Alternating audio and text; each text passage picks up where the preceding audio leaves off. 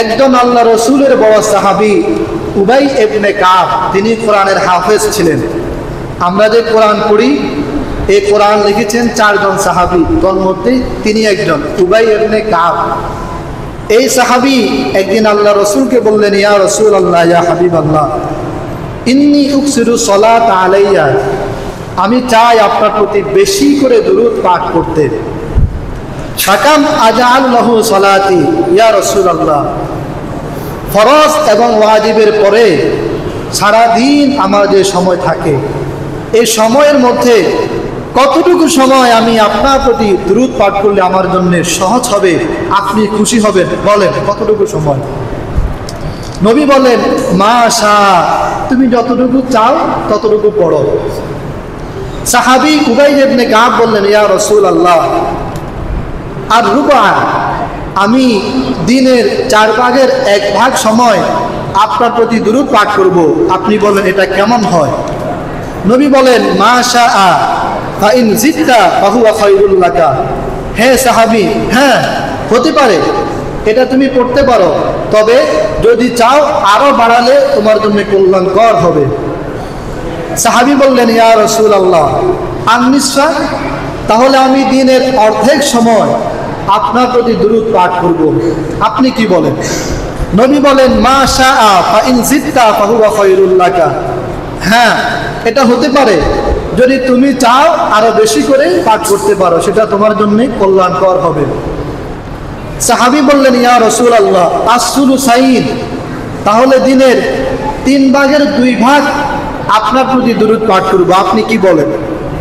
নবী বলেন, মা শাআ ফা ইন জিদতা ফাহুয়া খায়রুল লাক। হ্যাঁ, মা শিতা, তুমি চাইলে এটা করতে পারো, যদি আরো বেশি পড়তে পারো, ফাহুয়া খায়রুল লাক, তোমার জন্য আরো উত্তম হবে, কল্যাণকর হবে। সাহাবী বললেন, আজআলু লাকা সলাতি কুল্লিহা ইয়া রাসূলুল্লাহ, দিনের 4 ভাগের 1 ভাগ নয়, দিনের অর্ধেক নয়, দিনের 3 ভাগের 2 ভাগ নয়, বরং পুরো দিন নফল এবং ওয়াজিবের পরে পুরোটা দিন আপনার প্রতি দুরূদ পাঠ করব, আপনি কি বলেন? নবীর চেহারা আনন্দে ভরে গেল।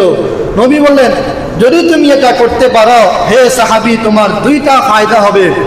তাকফা হাম্মাকা, 1 নম্বর, আল্লাহ তাআলা তোমাকে পৃথিবীর যাবতীয় পেরেশানি, বালা মুসিবত সব কিছু থেকে হেফাজত করবেন। 2 নম্বর, ওয়ায়ুগফারু লাকা যামবাকা, আল্লাহ তাআলা তোমার জীবনের সব গুনাহগুলো মাফ করে দেবেন। সুবহানাল্লাহ।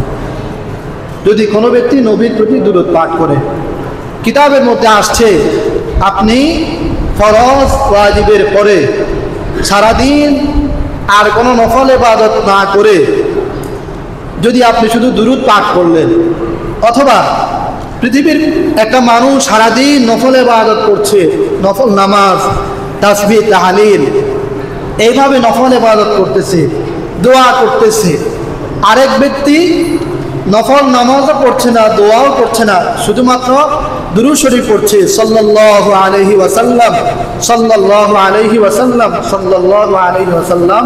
তো কিতাবের মধ্যে লেখে, যেই ব্যক্তি শুধু দুরূদ শরীফ পাঠ করছে ওই ব্যক্তি, আর যেই ব্যক্তি সারাদিন নফল বিভিন্ন ইবাদত করছে, তার চাইতে বেশি সওয়াবের অধিকারী হবে। সুবহানাল্লাহ।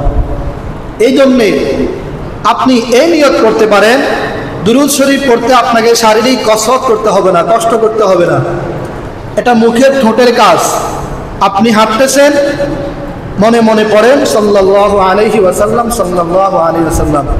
সাহাবী হযরত আবু হুরায়রা বলেন, আমি দৈনিক কমপক্ষে 100 বার দুরূদ পড়ি, কারণ দুরূদ পড়লে অন্তরে একটা প্রশান্তি লাভ করে মানুষ। এটি পরীক্ষিত একটি আমল, আপনিও আজকে শুরু করেন, দেখবেন অন্তরে একটা প্রশান্তি লাভ করবেন, চিন্তা পেরেশানি মাথায় তখন থাকবে না। পরীক্ষিত আমল।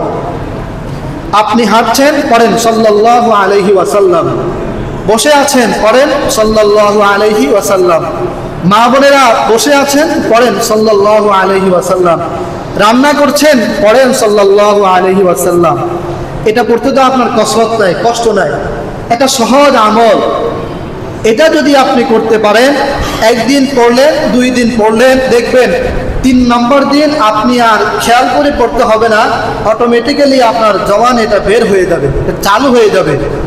যদি আপনি এই আমলটা করতে পারেন, অনেক নফল নামাজ পড়তে পারেন না, কোরআন তেলাওয়াত করতে পারেন না, জিকির আজকার তাসবিহ তাহলিল করতে পারেন না, তো 5 ওয়াক্ত নামাজের পরে এই আমলটা করেন। আর কোনো আমল প্রয়োজনে করলেন না, শুধু এই আমলটা করেন সাল্লাল্লাহু আলাইহি ওয়াসাল্লাম।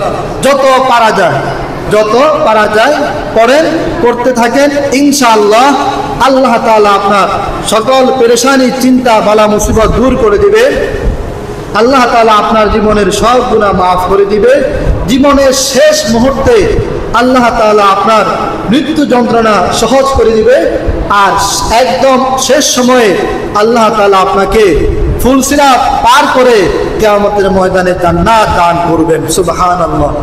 আল্লাহ তাআলা আমাদের সকলকে বেশি বেশি করে দুরূদ শরীফ সাল্লাল্লাহু আলাইহি ওয়াসাল্লাম, সকলে বলুন সাল্লাল্লাহু আলাইহি ওয়াসাল্লাম, সাল্লাল্লাহু আলাইহি ওয়াসাল্লাম, এই দুরূদ শরীফ আমাদের সকলকে আল্লাহ তাআলা বেশি বেশি করে পড়ার তৌফিক দান করুন।